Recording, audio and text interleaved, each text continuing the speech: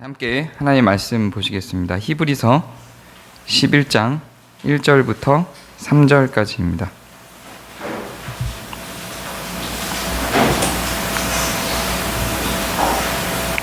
네, 히브리서 11장 1절부터 3절까지 함께 보시겠습니다.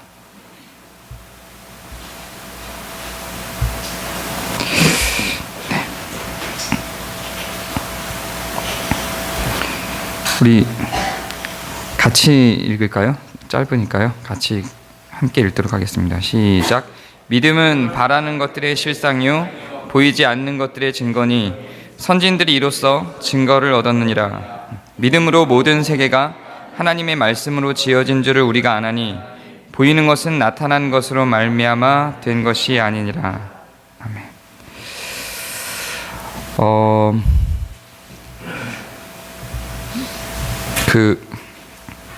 이제 오늘부터 벌초 들어가고 이제 다음 주, 다다음 주까지 추석 연휴로들 많이들 바쁘신 시기일 텐데요. 또 이렇게 또 힘써 교회 가운데 예배로 와주셔서 감사하고, 오늘부터 이제 구원론이 들어가게 됩니다. 구원론을 들어가기 앞서서 두 가지 용어 정리를 좀 해야 됩니다. 사실은 많은 부분의 용어를 정리를 해야 되는데 다른 거는 본격적으로 진행하면서 정리를 하고요.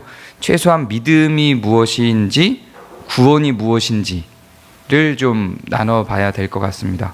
그러니까 믿음이 무엇인지나 구원이 무엇인지를 다루면서 아예 구원론을 쫙 다 펼쳐내는 그런 책들이 있어요. 근데 그런 책들에서 다루는 거는 구원이 무엇인지라고 해놓고 용어 정리를 하는 게 아니고 구원의 모든 걸 다 다루죠. 근데 요 앞에 두 주는 믿음이 무엇인지 구원이 무엇인지에 대한 그 단어 뜻, 성경이 말하고 있는 단어 뜻만 갖고 좀 나누도록 할 겁니다.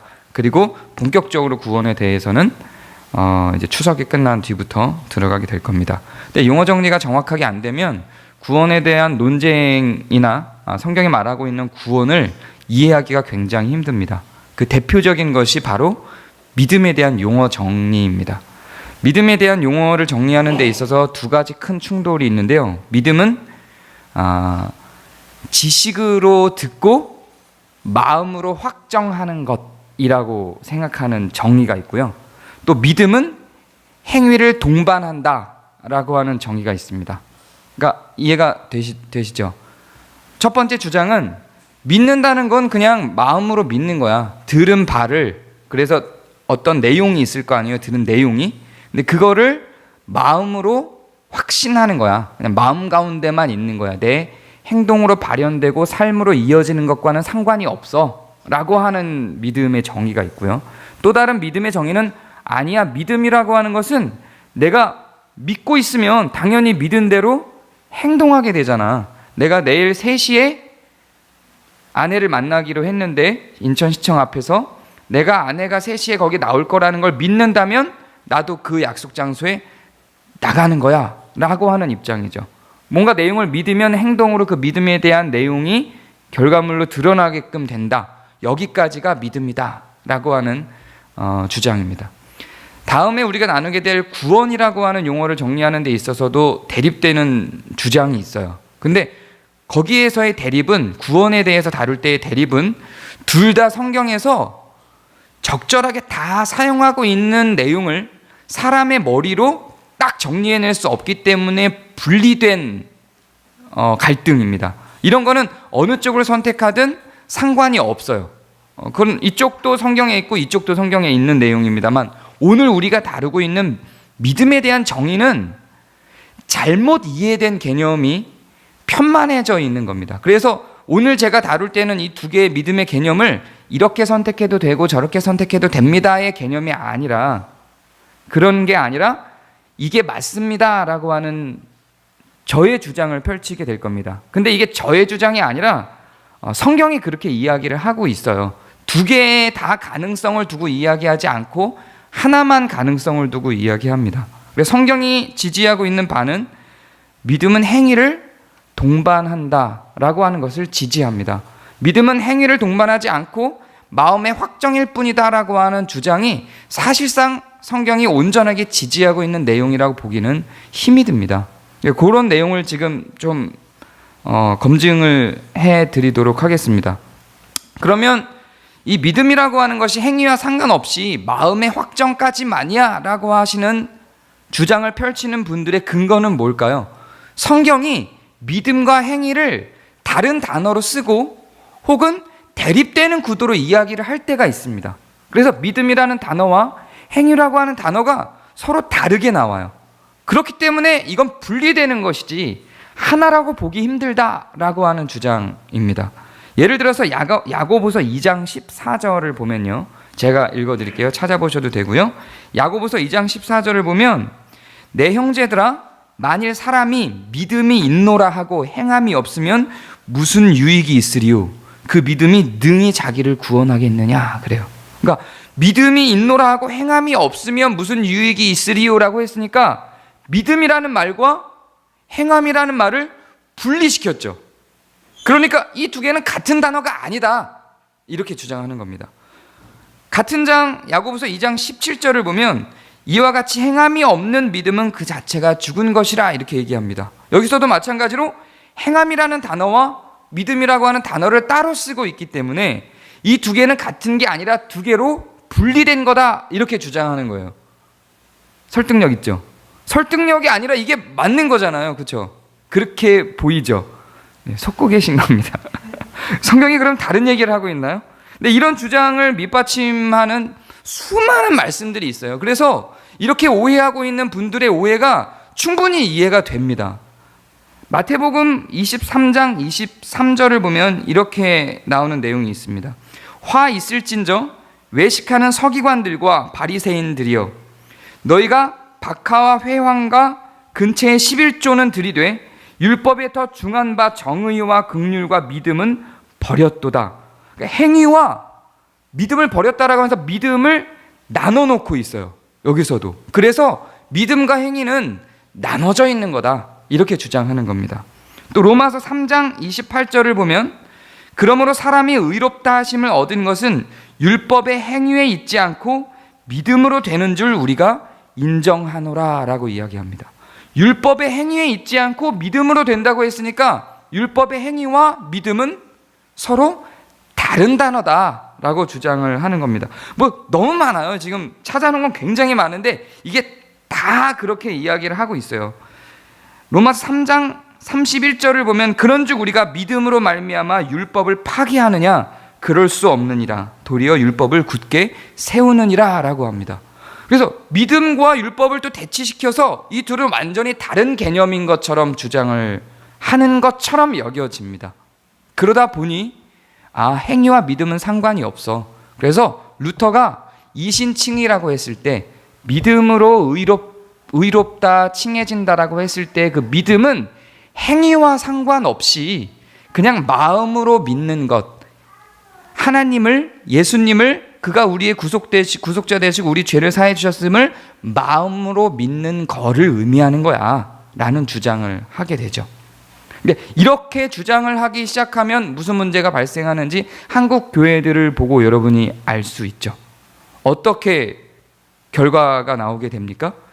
이제 내 행위는 구원에 대한 조건이 아니게 되고 그래서 막 살아낼 수 있는 근거가 발생하게 되는 겁니다.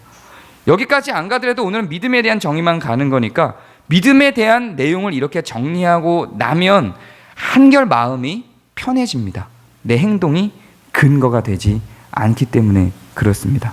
근데 저는 이제 다음 시간에 또 살펴보겠지만 우리의 믿음도 또 딱히 그렇게 근거가 되지는 않기도 합니다. 그러면 다른 주장을 한번 살펴볼까요? 행위와 믿음은 같은 얘기다. 떨어질 수 없다. 믿음에는 이 행위라고 하는 것이 반드시 동반된다라고 하는 주장을 펼치시는 분들의 주장 속에 나타나 있는 많은 근거 구절들이 있는데 그 중에 대표적인 게 오늘 우리가 읽은 히브리서 11장 1, 2, 3절입니다. 근데 여기를 봐도 행위와 믿음이 그렇게 서로 떨어져 있을 거라고 붙어 있을 거라고 생각되어지지 않습니다. 그냥 마음으로 확정하는 믿음일 거라고만 여겨집니다. 왜 그러하냐면 지금까지 우리가 이 요절을 바라볼 때 면밀히 바라보지 않은 부분들이 있습니다. 그래서 그냥 단순히 이 5절은 익숙하게 우리에게 믿음이라고 하는 것이 우리 마음에 확정을 주는 거야 정도로 그냥 인식되게끔 들어오고 봐왔습니다. 이제 조금 더 깊이 이 오늘 우리가 읽은 말씀들을 면밀히 한번 살펴보도록 하겠습니다. 처음에 보면 1절과 2절을 읽어보면 이상한 점이 하나 발견이 됩니다. 믿음은 바라는 것들의 실상이요 보이지 않는 것들의 증거니라고 했어요. 믿음은 바라는 것들의 실상이요 보이지 않는 것들의 증거라고 했어요. 여기서 근데 2절을 보면 선진들이 이로써, 여기서 이로써가 뭐죠? 믿음으로써 증거를 얻었느니라. 이상한 게 뭔지 발견을 하셨나요? 5초 동안 생각을 해보세요. 뭐가 이상할까요? 믿음이 증거라고 했어요. 믿음이 보이지 않는 것들의 증거다라고 믿음의 정의를 내렸는데 믿음으로써 증거를 얻었답니다. 말이 안 되는 거죠. 믿음이 증거라고 했는데 믿음으로써 증거를 얻었다고 해요. 그러면 증거로서 증거를 얻은 거니까 말이 안 되는 겁니다. 번역에 문제가 좀 있다고 보여집니다. 그래도 충분히 우리가 이해할 수 있어요. 이 문장을 면밀히 보면 사실은 한글말로도 이해할 수 있는데 사실은 조금 더 다른 단어를 선택해서 놨어야 되는데 이 두 개의 단어가 영어를 봐도 원어를 봐도 다른 단어입니다. 한국말 성경에만 같은 단어로 돼 있어요. 좀 교정해야 될 부분입니다. 그래서 원어를 가능하면 저도 안 보려고 하는데 여기는 볼 수밖에 없어요. 번역의 오류라고 저는 판단을 합니다. 성경의 한국 성경이 번역의 오류가 몇 군데 있으나 심각하지 않아요. 그냥 봐도 돼요. 대부분 다. 그냥 번역의 오류에 상관없이 봐도 성경이 주장하고 있는 바들을 흔들림 없이 이해할 수 있어요. 그러나 이 부분은 조금 교정이 필요한 부분임이 확실합니다. 1절에 나타난 증거라고 하는 거는요, 엘렌코라고 하는 원어인데 이 단어는 기억하실 필요 없고요. 드러내다라는 뜻입니다. 드러내다라는 의미고 확실하게 하다라는 뜻이에요. 드러내다, 확실하게 하다. 그리고 그 뒤에 나온 2절에 나온 증거가 우리가 알고 있는 그냥 그런 증거라는 뜻이 됩니다. 그럼 드러내다, 확실하게 하다라는 의미를 갖고 있는 이 단어를 확실하게 하다 혹은 드러내다를 넣어서 한번 다시 읽어볼까요? 믿음은 보이지 않는 것들을 확실하게 하는 거라고요. 보이지 않는 것들을 드러내는 게 믿음이라는 겁니다. 마음으로 그냥 믿고 끝내는 걸 의미하는 게 아니에요. 이 문장 자체가 보이지 않는 것들을 드러내는 게 믿음이라는 겁니다. 이 문장이 의미하는 바가 확 다르죠. 믿음으로 증거를 삼아서 보이지 않으나 보이는 것처럼 내 마음에 그냥 생각하는 게 아니라 보이지 않는 것들을 내가 드러내는 게 믿음이라는 얘기예요.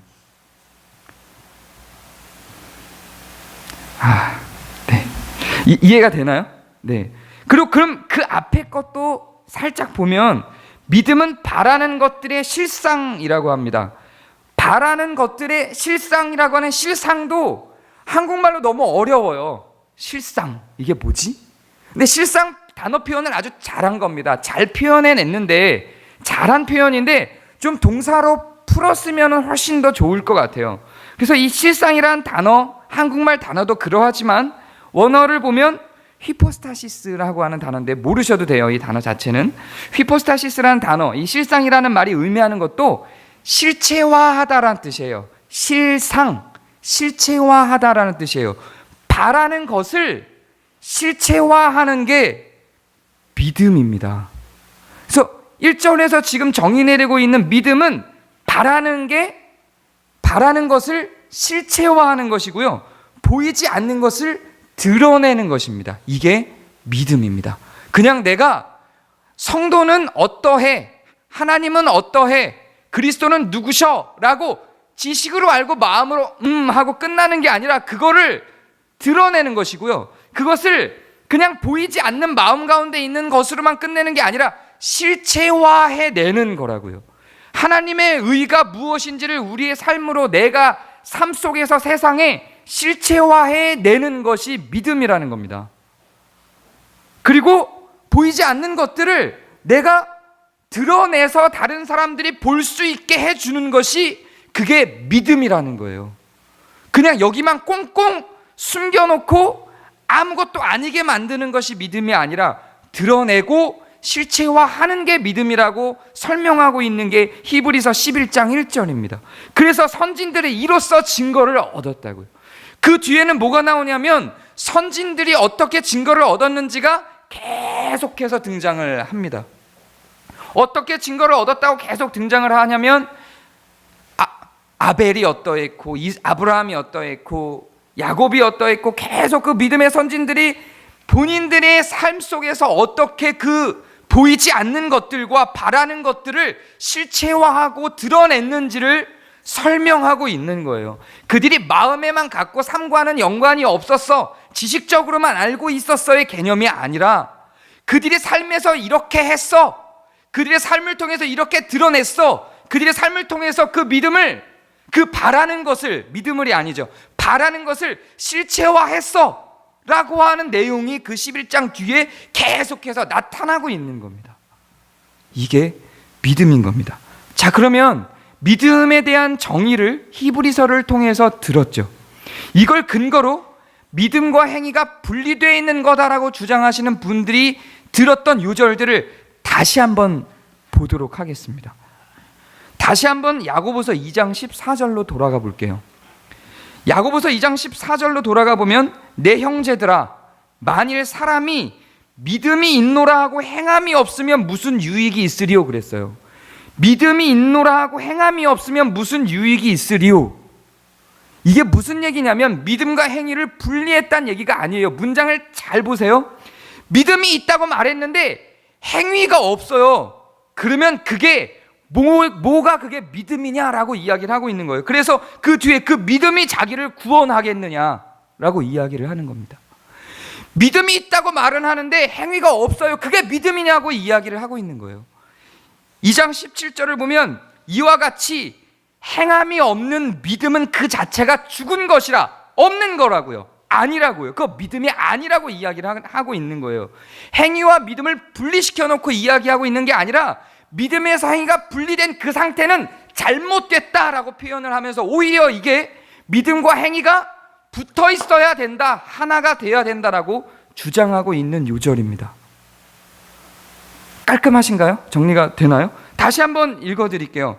만일 사람이 믿음이 있노라 하고 행함이 없으면 무슨 유익이 있으리요? 그 믿음이 능히 자기를 구원하겠느냐. 행함이 없이 지식에서 마음까지만 가 있는 상태는 성경이 얘기하고 있는 믿음이 아니다라고 하는 얘기예요. 행함이 없는 믿음은 그 자체가 죽은 것이라 믿음 가운데 행함이 분리된 게 아니라 하나여야 살아있는 믿음이다라고 이야기를 하고 있는 것입니다. 이외에 다른 많은 말씀들, 제가 아까 읽어드렸던 많은 말씀들도 이제 새로운 시각을 갖고 히브리서 11장 1절을 해석해낸 것을 갖고 면밀히 살펴보면 다 마찬가지예요. 로마서 3장 31절 믿음과 율법이 완전히 분리되어 있는 것처럼 보였으나 그런즉 우리가 믿음으로 말미암아 율법을 파기하느냐? 그럴 수 없느니라. 도리어 율법을 굳게 세우느니라 라고 이야기를 해요. 결국 분리될 수 없다는 의미입니다.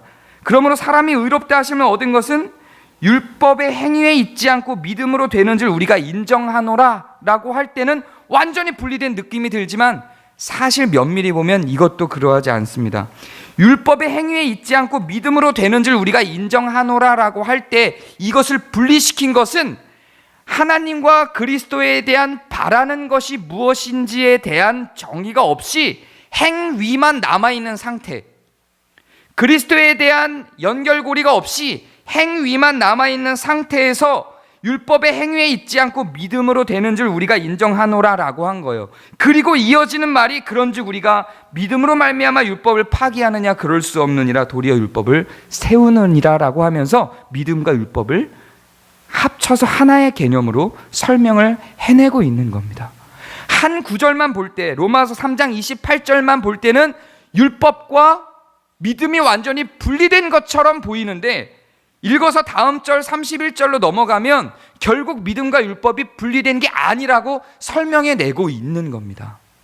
그래서 우리가 성경에서 이야기할 때 믿음이라고 할 때는 결코 행위를 떨어뜨려 놓고 설명하고 있는 게 아닙니다.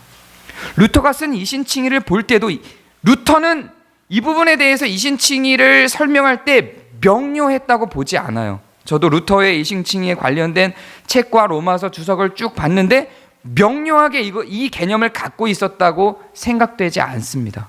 그런데 루터에게 영향을 주었던 멜랑이톤이라고 하는 종교개혁자와 또 오히려 멜랑이톤의 영향을 받았던 칼빈의 책의 내용을 보면 마찬가지로 믿음과 율법 혹은 믿음과 행위를 떨어뜨려 놓고 생각하지 않습니다.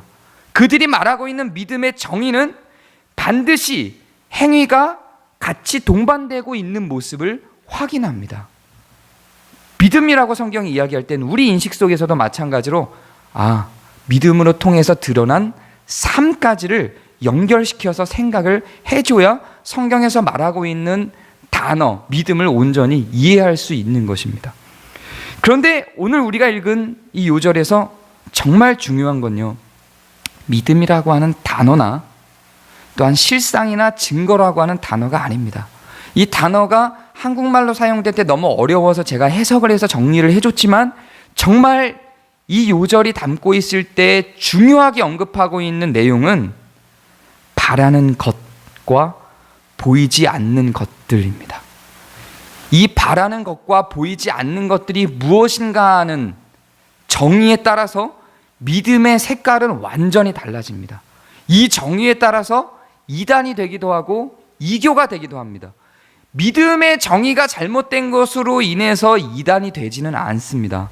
지금 제가 여기까지 설명한 믿음의 행위와 같이 있느냐 아니냐에 따른 정의가 잘못됐다고 해서 성경을 이해하는 데 어려움은 올 수 있지만 이단이 되거나 이교가 되지는 않습니다.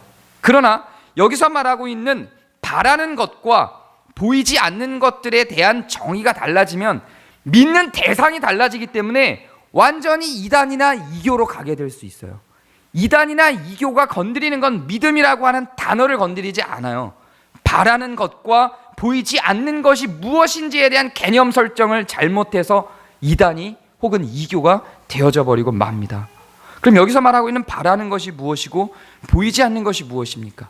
먼저 한국교회에 만연하게 나타나 있는 바라는 것과 보이지 않는 것에 대한 잘못된 이해를 몇 가지 소개해 드리고자 합니다.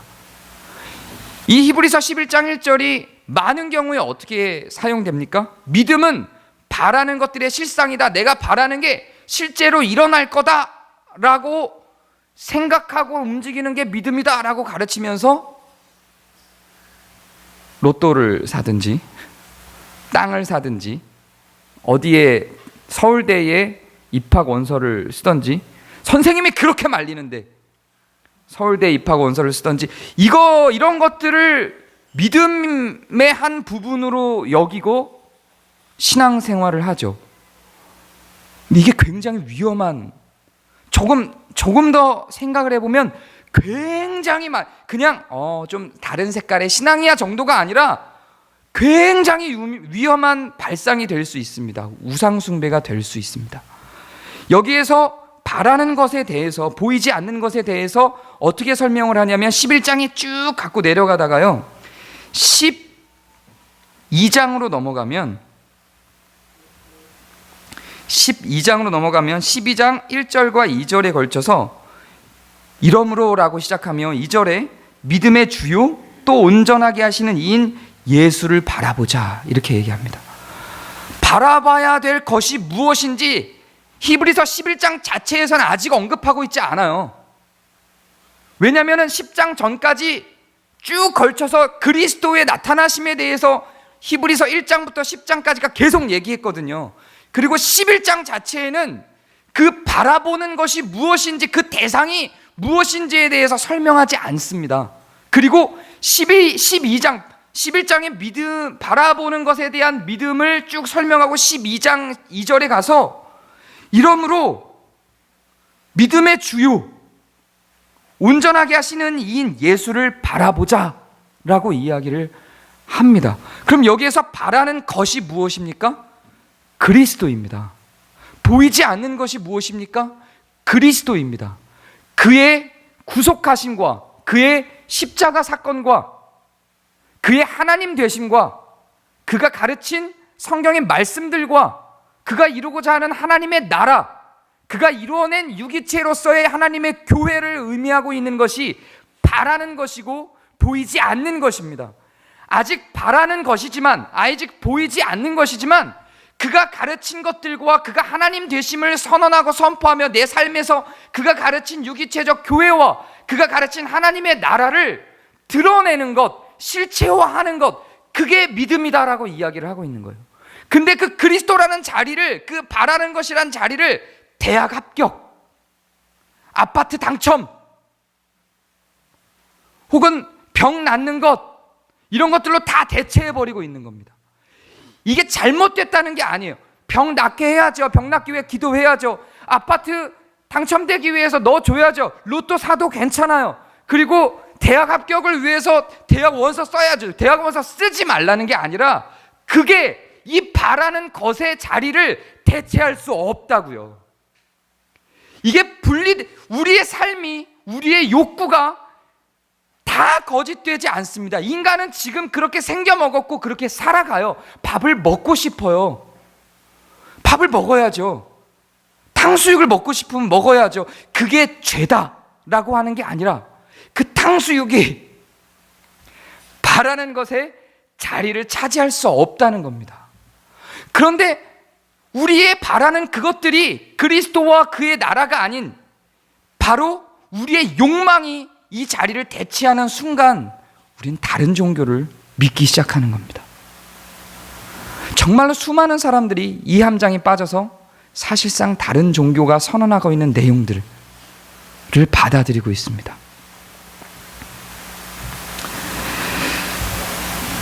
제가 또 이렇게 선언했다고 해서 그러면 기존교회는 다 이교야, 이렇게 얘기하고 있는 거 아니에요. 그걸 얘기하고 있는 게 아니라 우리가 문득문득 이교적 사상과 이단적 사상이 사실은 우리의 신앙을 침투해 들어와서 구원받은 우리들이, 하나님의 자녀된 우리들이, 그리스도와 그가 가르친 것들과 그의 나라를 바라보고 가야 될 우리들이 다른 것들을 바라보고 있는 것에 대한 경고를 주기 위하여 이것이 그렇게 생각했기 때문에 당신들과 그들이 이단이다라고 하는 것이 아니라 이 발상과 이 생각과 이 신앙이 이단적 발상이고 이단적 신앙이다라고 하는 것을 이야기하고 있는 것입니다. 믿음이 바라는 것들이 실제로 나타나게 하는 어떤 힘이라고 생각되어지기 시작하면 거기에 몰입되게 돼요. 그리고 그것이 어떤 결과물로 종종 나타납니다. 내가 바라는 것이 대학 합격이었는데 내 믿음이, 나는 그 대학을 합격할 실력이 아니었는데 그 대학을 합격할 걸 믿었어요. 근데 진짜 합격을 했어요. 그때부터는 이제 내 욕망이 바라는 것의 자리를 차지하게 됩니다. 그리고 그 다음부터 그 사람의 신앙은 계속해서 그 바라는 것의 자리에 내 욕망을 끼워 맞춰냅니다. 그리고 내 욕망한 대로 바라는 것이 실체화되지 않으면 내 신앙이 부족한 걸 탓합니다. 실체화되면 내 신앙이 그 당시엔 대단한 것으로 인식하게 됩니다. 이것이 현대 한국교회가 망가져가게 만들어냈던 신앙의 이교적 틀입니다. 지금 한국교회는 이 신앙의 잘못된 이교적 틀 안에서 계속해서 허우적대고 있습니다. 대학에 떨어질 수 있습니다. 왜 떨어질 수 있습니까? 실수를 했거나 실력이 안 됐거나 나보다 더 잘하는 사람들이 있었기 때문에 떨어지는 겁니다. 경기에 질 수 있습니다. 왜요? 나보다 수영 더 잘하는 사람이 있어서 경기에 진 겁니다. 탁구에서도 질 수 있습니다. 다 같은 이유입니다. 심지어는 이 바라는 것들이 잘못되어지면 도박할 때도 기도를 합니다. 아닐 것 같은가요? 경험이 없으신가요? 저는 숱한 경험 속에서 도박하는 데서도 하나님을 만나는 경험들을 종종 합니다. 100분의 1의 확률로 떨어질 수밖에 없는 그런 패였는데 그 패가 나에게 떨어졌을 때 주님의 도우심을 확인하죠. 도박에서 그걸 확인한다 그러니까 되게 웃기죠. 말도 안 되죠. 그리고 그 사람을 비웃게 되죠. 우리가 그런 삶을 살아요. 근데 도박에서 주여 하고 쪼는 그 느낌을 갖고 신앙생활을 평생 그렇게 한다니까요. 바라는 것들 속에 내 욕망이 그렇게 차지해 들어가는 겁니다. 그렇다고 그것들을 위해서 기도하지 말자는 게 아니에요. 그 기도 속에 바라는 것에 그것을 자리에 놓는 그 근거 속에는 뭐가 있냐면 믿음의 크기만큼 그것이 확인된다라고 하는 함정, 그것이 실체화된다라고 하는 함정이 있는 거고요. 그것이 실체화되지 않을 수가 없다. 그건 믿음의 부족함이다라는 게 돼요. 이게 어떻게 잘못된 거냐면 기도의 개념 자체가 잘못된 거예요. 기도가 뭐죠? 기도는 대화예요. 누군가 저에게 그래요. 제가 기도하니까 기도하는 걸 비웃으면서 그 기도하면 효력이 있어요? 이렇게 얘기를 해요. 기도는 효력 갖고 하는 거 아니에요. 기도에 효력 없습니다. 그렇게 생각하고 간 사람들의 그 신앙의 전부가 다 여기에 대한 바라는 것에 대한 잘못된 해석 때문이에요. 기도는 효력 갖고 하는 게 아닙니다. 효력이 없다는 전제 속에서 기도는 대화입니다. 그냥 하나님께 하나님 저 아파요 고쳐주세요 하는 거예요. 그분에게 그 주권이 없다는 게, 그 능력이 없다는 게 아니에요. 그분의 원리와 그분의 결정 속에 있는 것이지, 그게 어떤 내가 설정해 놓은 성경이 믿음에 대한 조건으로 바라는 것에 대한 대상이 그리스도를 갖고 만들어 놓은 믿음에 대한 조건을 내가 욕망 속으로 맞춰 들어가서 나타나게 된 잘못된 기도에 대한 개념들인 거예요. 내가 믿음을 갖고 기도하면 그것이 반드시 실현되어져야 하는 것이고, 실현되지 않으면, 실체화되지 않으면 내 믿음이 부족한 것으로 가게 되는 그 신앙 구조 자체가 이교적이라고요.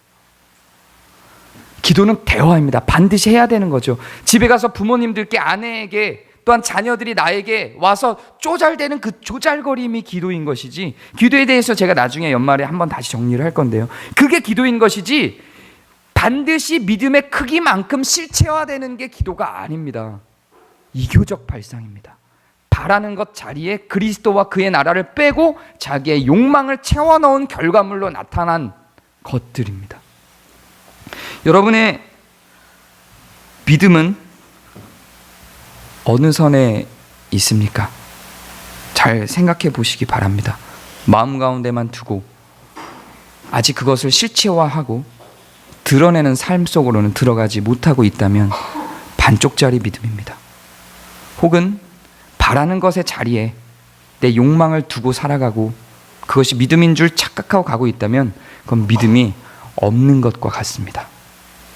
우리의 마음에 품은 대로, 그리스도께 배운 대로 그리스도를 바라보는 만큼 그것을 우리 삶 속에서 실체화하고 드러내며 참 믿음으로 살아가는 성도 되시기를 바랍니다. 기도하겠습니다.